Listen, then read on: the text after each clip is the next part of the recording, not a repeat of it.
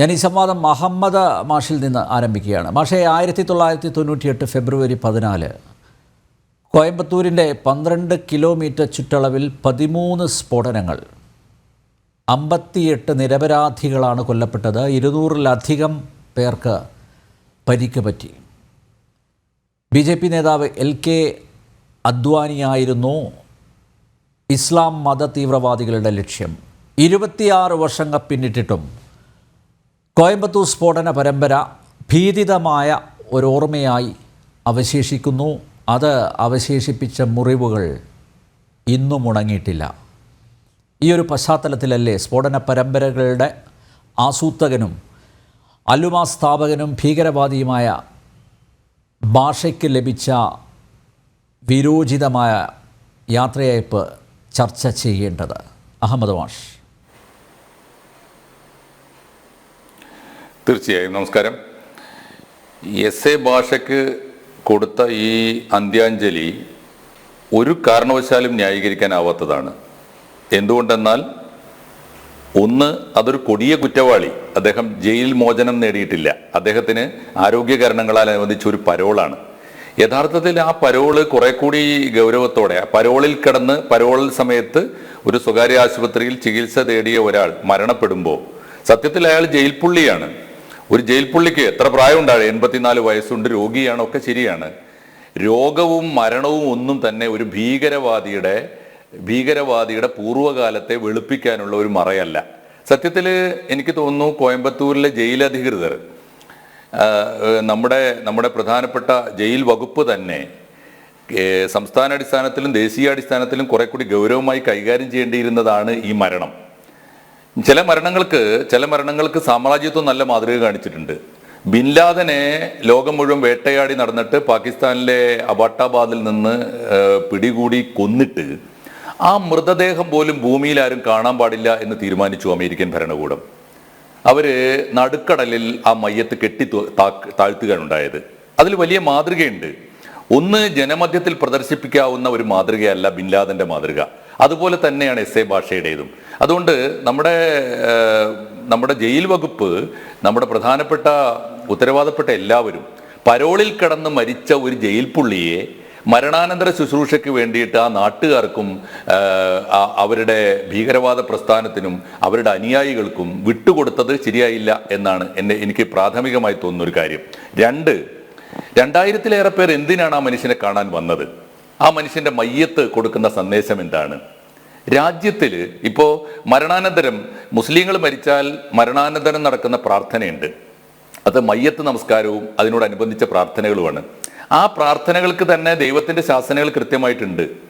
ദൈവം മാത്രം പൊറുക്കേണ്ട പാപങ്ങൾ മാത്രമേ, അതാണ് മരിച്ച മയ്യത്തിന് വേണ്ടി, മയ്യത്ത് ജീവിച്ചിരുന്ന കാലത്ത് ഒരു ജീവിച്ചിരുന്ന മുസൽമാൻ അദ്ദേഹത്തിന്റെ ജീവിതകാലത്ത് അറിയാതെ പറ്റിപ്പോയ അബദ്ധങ്ങൾ വല്ലതും ഉണ്ടെങ്കിൽ അത് പുറത്തു കൊടുക്കണമേ ദൈവമേ എന്ന് പ്രാർത്ഥിക്കാനാണ് മയ്യത്ത് കാണാനും മയ്യത്തിന് വേണ്ടി പ്രാർത്ഥിക്കാനും ആളുകൾ വരുന്നത്. അതേസമയത്ത് ദൈവശാസനകൾ കൃത്യമായിട്ട് പറയുന്നുണ്ട്, നിങ്ങൾ സഹജീവികളെ ഉപദ്രവിച്ചാൽ, മനുഷ്യനെ കൊട്ടക്കൊല ചെയ്താൽ മനുഷ്യൻ തന്നെ പൊറുക്കണം, ദൈവം പൊറുക്കുകയില്ല.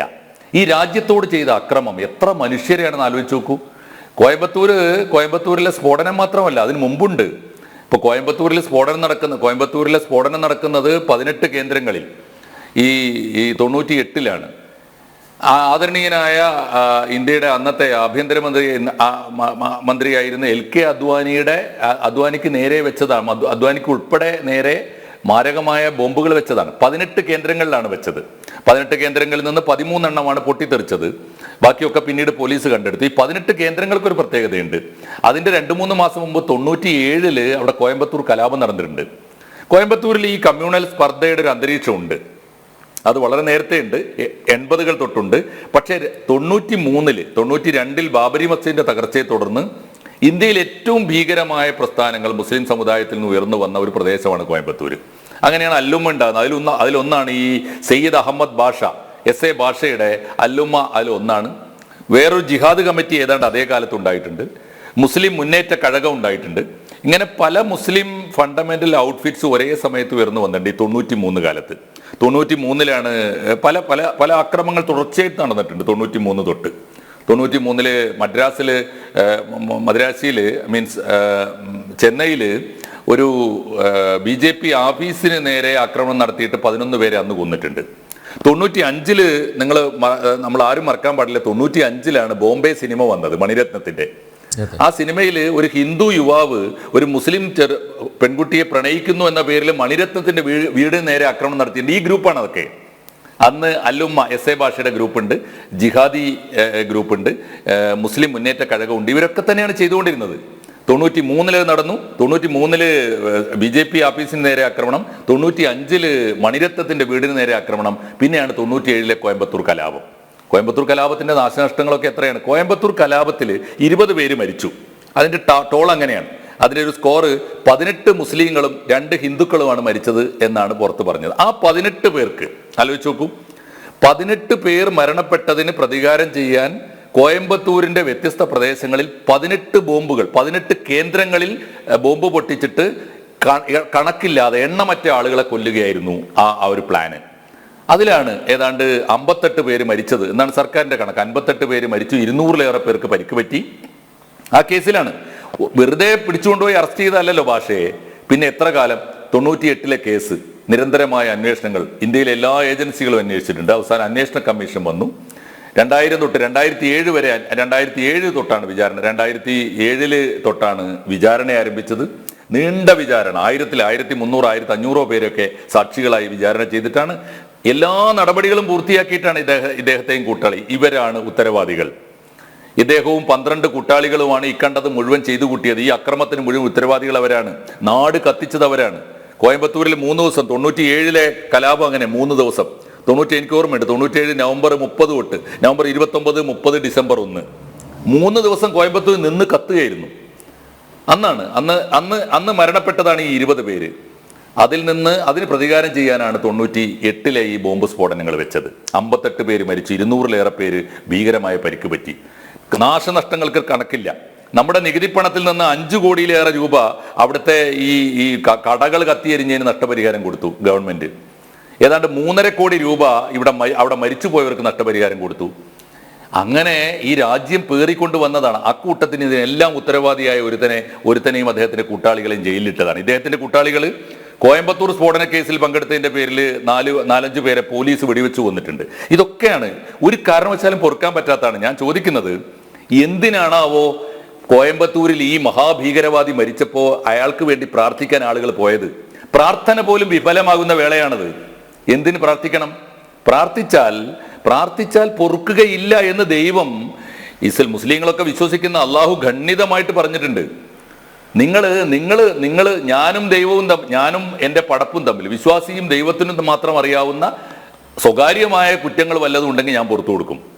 പക്ഷേ സഹജീവികളെ കൊന്നതിന്, ആക്രമിച്ചതിന്, നാട് കത്തിച്ചതിന്, കൊലപാതകം നടത്തിയതിന്, ബോംബ് വെച്ചതിന്, നിരപരാധികളെ കൊന്നത് മനുഷ്യൻ പൊറുക്കാത്ത കാലത്തോളം ഞാൻ പൊറുക്കൂല എന്ന് പറഞ്ഞിട്ടുണ്ട്. പിന്നെ ആരോട് പൊറുക്കലിനെ തേടിനാണ് ഈ 2000 പേര് പങ്കെടുത്തത്? ഒരു കാരണവശാലും ഒരു മനുഷ്യനെ പോലും മുഖം കാണിക്കാതെ മറവ് ചെയ്യേണ്ടിയിരുന്ന, വളരെ വളരെ വളരെ വളരെ വളരെ ആസൂത്രിതമായി പുറത്ത് പോലും മുഖം കാണിക്കാതെ മറവ് ചെയ്യേണ്ടിയിരുന്ന ഒരു മയ്യത്താണത്. നമ്മുടെ മദനി പോലും ആ കേസിലുണ്ടായിരുന്നു. മദനി പക്ഷേ കക്ഷിച്ച് വേണ്ടത്ര തെളിവുകൾ ഉണ്ടായില്ല, പോലീസ് കേസ് വേണ്ട വിധം ഫ്രെയിം ചെയ്തില്ല എന്നൊക്കെ പറഞ്ഞിട്ട് പുറത്താക്കിയതാണ്. അതുകൊണ്ട് ഒരു കാരണവശാലും ഇത്തരം കേസുകളിൽപ്പെട്ടവർ മരിച്ചാൽ, ഇപ്പൊ അങ്ങനെ ഒരു ധാരണയുണ്ട്. മദനിയെക്കുറിച്ച് പോലും കേരളത്തിൽ നമ്മൾ പറഞ്ഞുകൊണ്ടിരിക്കുന്നത്, അദ്ദേഹം രോഗിയായില്ലേ?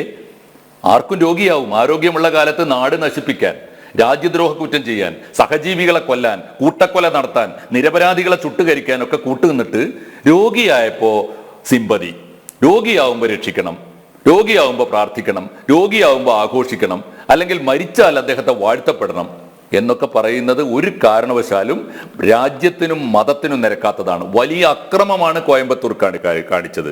മുസ്ലിം ലോകം ഒന്നാകെ, പ്രത്യേകിച്ച് ഇന്ത്യയിലെ മുസ്ലിം പണ്ഡിതന്മാർ, പണ്ഡിത സഭകൾ ഏകപക്ഷീയമായി അപലപിക്കേണ്ടതാണ് കോയമ്പത്തൂരിൽ ആ മയ്യത്തിന് വേണ്ടി നടന്ന പ്രാർത്ഥന എന്ന് വിശ്വസിക്കുന്ന ഒരാളാണ് ഞാൻ. ഗവൺമെന്റ് കുറെ കൂടി ഗൗരവമായിട്ട് കാണേണ്ടതായിരുന്നു. ആ മയ്യത്ത് പുറം ലോകം കാണിക്കാതെ, പരോള് വാങ്ങി പുറത്തുപോയ ആളെ മരിച്ചു എന്ന് കേട്ടാൽ ആ പരോളിൽ ഇറങ്ങിയ ആളെ കൃത്യമായി തിരിച്ചെടുത്തിട്ട് മറവ് ചെയ്യും. എത്രയോ പേര് അങ്ങനെ നടന്നിട്ടുണ്ടല്ലോ. വാര്യംകുന്നത്ത് കുഞ്ഞഹമ്മദാജി കൊല്ലപ്പെട്ട സമയത്ത് ബ്രിട്ടീഷുകാരാവട്ടെ, വാര്യംകുന്നത്ത് കുഞ്ഞഹമ്മദാജി കൊല്ലപ്പെട്ടപ്പോൾ ആ മയ്യത്ത് പോലും ആർക്കും കാണിച്ചു കൊടുത്തിട്ടില്ലല്ലോ. അതുപോലെ തന്നെ ആലി മുസ്ലിയാർ കോയമ്പത്തൂർ ജയിലിലാണ് മരിച്ചത്. വളരെ സ്വകാര്യമായിട്ട് മറവ് ചെയ്യാൻ ഒരാളെ ഏൽപ്പിക്കാനുണ്ടായത്. ഞാൻ പറഞ്ഞത് ഇതൊക്കെയല്ലേ അതിന്റെ രീതി. ഗവൺമെന്റിനും തെറ്റ് പറ്റിയിട്ടുണ്ട്, മുസ്ലിങ്ങൾക്കും തെറ്റ് പറ്റിയിട്ടുണ്ട്. ഒരു കാരണവശാലും ആ തീവ്രവാദത്തെ വളർത്താൻ മാത്രം ഉപകരിക്കുകയാണ്. ആലോചിച്ച് നോക്കൂ, 25 കൊല്ലം കഴിഞ്ഞു. 98 നിന്ന് ഇപ്പോൾ 2024 25 കൊല്ലം കഴിഞ്ഞിട്ട് ഇനി ആ അന്തരീക്ഷം ഒരു സമാധാനം ഉണ്ടായിരുന്നു എനിക്ക്. 80-കൾ തൊട്ടിൽ കോയമ്പത്തൂരിലും പരിസരത്തും ഒക്കെ കമ്മ്യൂണൽ ആയിട്ടുള്ള വിഭജനം, പോളറൈസേഷൻ വളരെ ശക്തമായിട്ടുണ്ടായിരുന്നു. അവിടെ ഹിന്ദു മുന്നണി ഉണ്ടായിരുന്നു, ഈ ഹിന്ദു മക്കൾ കക്ഷി ഉണ്ടായിരുന്നു. അതുപോലെ തന്നെ സമാന്തരമായിട്ട് 90-കൾ 92 ബാബരി മസ്ജിദ് തകർച്ചയ്ക്ക് ശേഷം വലിയ തോതിൽ മുസ്ലിം പോളറൈസേഷൻ. ഏത് കാര്യത്തിൽ? മുസ്ലിം കടകളിൽ പോയി സാധനം വാങ്ങാൻ പാടില്ല എന്നപ്പുറത്ത്, ഹിന്ദു കടകളെ ഒറ്റപ്പെടുത്തണമെന്ന് ഇപ്പുറത്ത്, ഇങ്ങനെ വലിയ തോതിൽ കമ്മ്യൂണൽ പോളറൈസേഷന്റെ അന്തരീക്ഷം ഉണ്ടായിരുന്ന ഒരു കോയമ്പത്തൂർ ഏതാണ്ട് സമാധാനത്തിലേക്ക് വന്നത് 98-ലെ കേസ് വളരെ നിശിതമായി, വളരെ രൂക്ഷമായി, വളരെ ശക്തമായി അടിച്ചമർത്തപ്പെട്ടപ്പോൾ മാത്രമാണ്. അതിൻ്റെ ഒരു ഗുണമുണ്ടായിരുന്നു അവിടെ. ഇപ്പൊ 25 കൊല്ലം കഴിഞ്ഞപ്പോൾ ഈ മഹാഭീകരവാദിയെ വലിയ തോതിൽ ആഘോഷിച്ചുകൊണ്ട് കൊണ്ടു നടക്കുമ്പോൾ സംഭവിക്കുന്നത് കോയമ്പത്തൂരിന്റെ മനസ്സ് വീണ്ടും വർഗീയമാകാൻ അത് സഹായകമാകും.